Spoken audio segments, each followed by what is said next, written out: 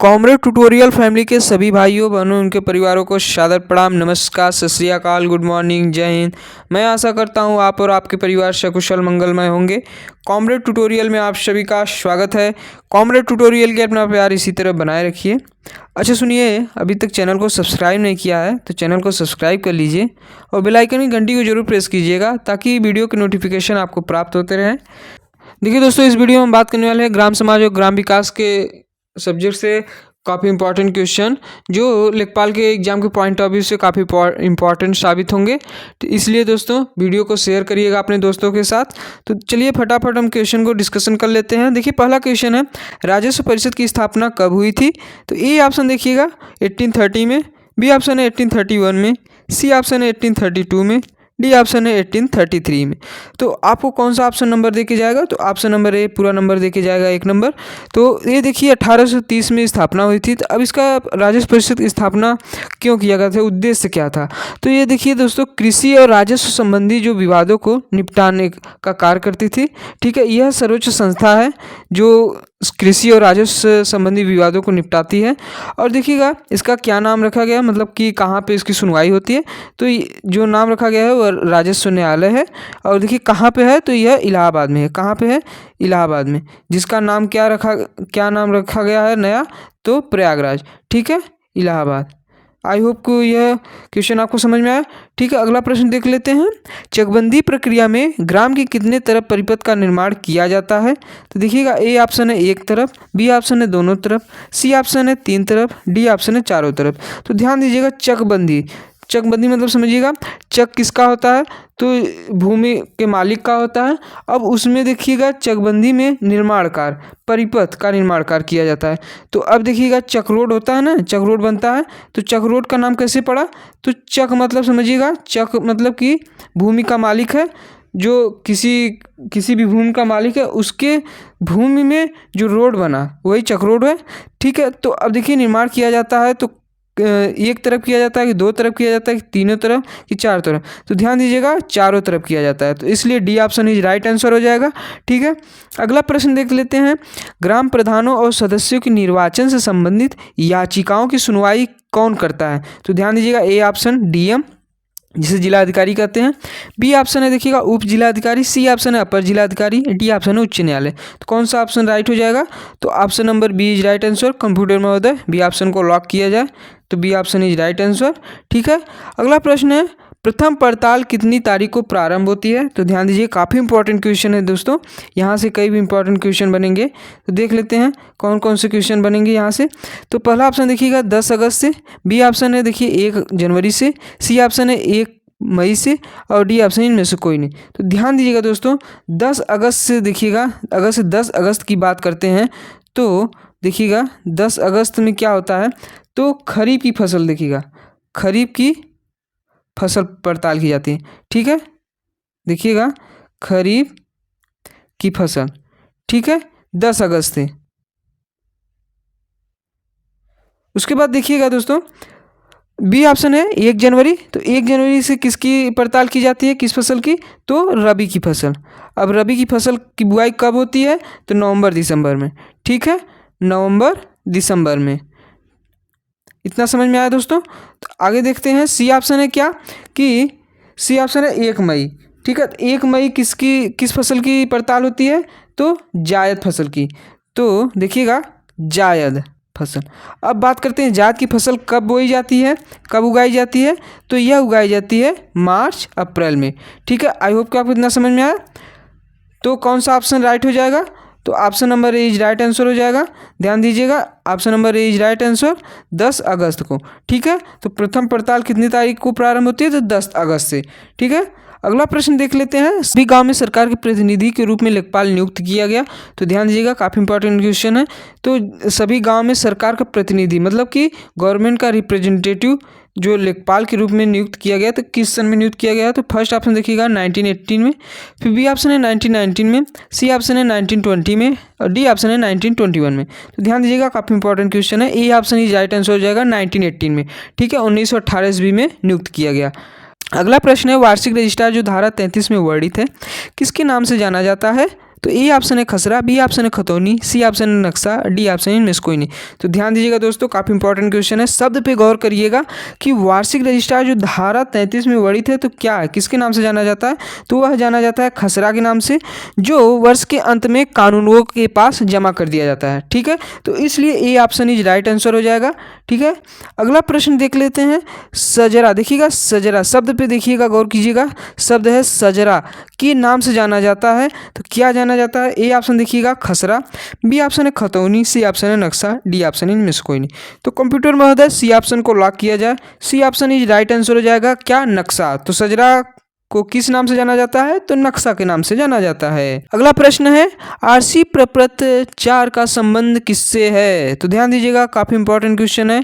A option देखिएगा खसरा, B option है खतौनी, सी ऑप्शन है नक्शा, डी ऑप्शन इनमें से कोई नहीं। तो कंप्यूटर में होता है किस ऑप्शन को लॉक किया जाए, तो ऑप्शन नंबर ए को लॉक कर दिया जाए। Option number A is right answer खसरा। तो आरसी प्रपत्र 4 का संबंध किससे है, तो खसरा से है। अब देखिएगा, बात है आरसी प्रपत्र क्या होता है, तो यह देखिए 2021 में आया है, बहुत ही इंपॉर्टेंट क्वेश्चन है दोस्तों, जो नया में आया है, मतलब पहली बार स्टार्ट किया है, वह क्वेश्चन काफ़ी इंपॉर्टेंट होते हैं जो पहली बार आते हैं, पहली बार हुआ होता है। ठीक है, तो यह 2021 में नया नया आया है, तो यह क्वेश्चन बन सकता है। अब देखिएगा, यह खसरा होता है, तो ध्यान दीजिएगा खसरा से संबंधित है। तो अब इस देखिएगा, इसमें जो क्या किया गया है, खसरा को डिजिटली तैयार किया गया है। ठीक है, डिजिटली रूप में तैयार किया जाने लगा है खसरा को। ठीक है, पहले क्या होता था, ऑफलाइन, मतलब कि पन्नों पे तैयार होता था, लेकिन अब क्या हुआ, डिजिटली तैयार किया जाने लगा। तो A option is right answer हो जाएगा। अगला प्रश्न है भूमि के कब्जे में परिवर्तन होना क्या कहलाता है, तो देखिएगा, ए ऑप्शन खेवट, बी ऑप्शन है बही, सी ऑप्शन है दाखिल खारिज, डी ऑप्शन इनमें से कोई नहीं। तो ध्यान दीजिएगा, जब भूमि के कब्जे में परिवर्तन होना क्या कहलाता है, तो देखिए कभी आप ज़मीन रजिस्ट्री करवाना हो या फिर रजिस्ट्री करवाते हैं, तो उसमें देखिए क्या होता है कि पहले ज़मीन की रजिस्ट्रेशन होता है, उसके अगला प्रश्न है भूमि के कब्जे में परिवर्तन होना क्या कहलाता है। ए ऑप्शन है खेवट, बी ऑप्शन है बही, सी ऑप्शन है दाखिल खारिज, डी ऑप्शन है इनमें से कोई नहीं। तो ए ऑप्शन देखिएगा क्या है, खेवट, बी ऑप्शन है बही, सी ऑप्शन है दाखिल खारिज। तो कंप्यूटर में होता है किस ऑप्शन को लॉक किया जाए, तो ऑप्शन नंबर सी को लॉक कर दिया जाए। Option number C right answer दाखिल खारिज। अब समझिएगा दाखिल खारिज क्या होता है। तो अब कभी आप भूमि लिखवाना चाहेंगे, अगर से कहीं आप भूमि लिखवाएंगे, तो पहले आपका क्या होता है कि रजिस्ट्रेशन होता है, जिसके नाम आप लिखवा रहे हैं। तो अब रजिस्ट्रेशन होने के बाद क्या होता है, 45 दिन बाद उस व्यक्ति का अधिकार पत्र पर नाम चढ़ा दिया जाता है। ठीक है, मतलब अधिकार पत्र मतलब कि उसका हो गया, ठीक है, उसके नाम ज़मीन हो गया। तो अब क्या होता है इसमें कि कब्जे में परिवर्तन हो रहा है, तो मतलब क्या होगा, दाखिल खारिज कर दिया गया है। ठीक है, यदि 45 दिन के अंदर कोई भी व्यक्ति इस पर ऑब्जेक्शन ले रहा है, तो दाखिल को खारिज कर दिया जाता है, वही भूमि के कब्जे में परिवर्तन होना कहलाता है। ठीक है, आई होप कितना समझ में आया आपको। अगला प्रश्न है कछुआ पुनर्वास योजना का संचालन उत्तर प्रदेश सरकार द्वारा किया जा रहा है, तो किस नदी में किया जा रहा है, तो ध्यान दीजिएगा, ए ऑप्शन है गंगा नदी, बी ऑप्शन है यमुना नदी, सी ऑप्शन है सरयू नदी। तो कौन सा ऑप्शन आपको देके जाएगा एक नंबर पूरा, तो ऑप्शन नंबर ए देके जाएगा गंगा नदी। तो कंप्यूटर महोदय ए ऑप्शन को लॉक किया जाए, A option is right answer, Ganga नदी में कछुआ पुनर्वास योजना का संचालन हो रहा है। ठीक है, अगला प्रश्न देखते हैं मयूर संरक्षण केंद्र उत्तर प्रदेश में कहाँ पर स्थापित है, तो देखिएगा, A option Agra, B option है वाराणसी, सी ऑप्शन है मथुरा, डी ऑप्शन है गोरखपुर। तो ए ऑप्शन को बी ऑप्शन को लॉक किया जाए, कंप्यूटर में बी ऑप्शन को लॉक करिए, B option is right answer, Varanasi में मयूर संरक्षण केंद्र है। ठीक है, स्थापित किया गया है। अगला प्रश्न देख लेते हैं, जमाबंदी तैयार की जाती है तो कितने प्रतियों में तैयार की जाती है जमाबंदी, तो जमाबंदी तैयार की जाती है 2 प्रतियों में, तो C option is right answer. अगला प्रश्न देख लेते हैं, भूमि के विक्रय के समय मुद्रांक शुल्क लगाया जाता है, तो ध्यान दीजिएगा, जो भूमि के विक्रय में, मतलब कि अगर से भूमि कोई बेच रहा है या फिर किसी के नाम कर रहा है, तो उसके एवज में क्या लेता है, मुद्रा लेता है, मतलब पैसा लेता है। तो मुद्रा शुल्क लगाया जाता है, तो किस रूप में लगाया जाता है, जो स्टाम्प लगाया जाता है, स्टाम्प होता है ना दोस्तों, स्टाम्प, ध्यान दीजिएगा, स्टाम्प जो होता है, तो वही उसी का बात हो रहा है। तो मुद्रांक शुल्क लगाया जाता है, तो क्या लगा, भूमि की कीमत के आधार पर लगाया जाता है। ठीक है, तो भूमि की कीमत कितनी है उसी के आधार पर स्टाम्प लगता है। ठीक है, तो B option is right answer हो जाएगा, भूमि के कीमत के आधार पर। आई होप कि इतना समझ में आया आपको। अगला प्रश्न देखते हैं, एक कृषि खेत के मापन की सर्वोत्तम विधि क्या होती है। तो यदि आप खेत माप रहे हैं तो सबसे सर्वोत्तम विधि, तो ए ऑप्शन देखिएगा जरीब, बी ऑप्शन है प्लेन टेबल, सी ऑप्शन है प्रिज्मेटिक कंपास, डी ऑप्शन है थियोडोलाइट। तो देखिएगा ए ऑप्शन सबसे इम्पॉर्टेंट है, जरीब द्वारा आप आसानी से ज्ञात कर लेंगे, ठीक है। लेकिन सबसे मतलब कि आधुनिक तरीके से देखा जाए तो थियोडोलाइट द्वारा भी आप ज्ञात कर सकते हैं। लेकिन इसमें क्या होता है कि जो सर्वेक्षक होता है वो उसे कुशल होना ज़रूरी होता है, ठीक है। तो काफ़ी इसमें डिफ़िकल्टी आती है। तो सबसे सर्वोत्तम विधि अगर माना जाए तो जरीब है, मतलब कि इसमें कोई टेंशन नहीं, कोई दिमाग नहीं लगाना, सीधे माप लेना है, ठीक है। A option is right answer हो जाएगा। अगला प्रश्न है, एक ग्राम पंचायत में महिलाओं के लिए कितने प्रतिशत पद आरक्षित होने चाहिए। तो ध्यान दीजिएगा, ए ऑप्शन है 10%, बी ऑप्शन है 20%, सी ऑप्शन है 33%, डी ऑप्शन है 50%।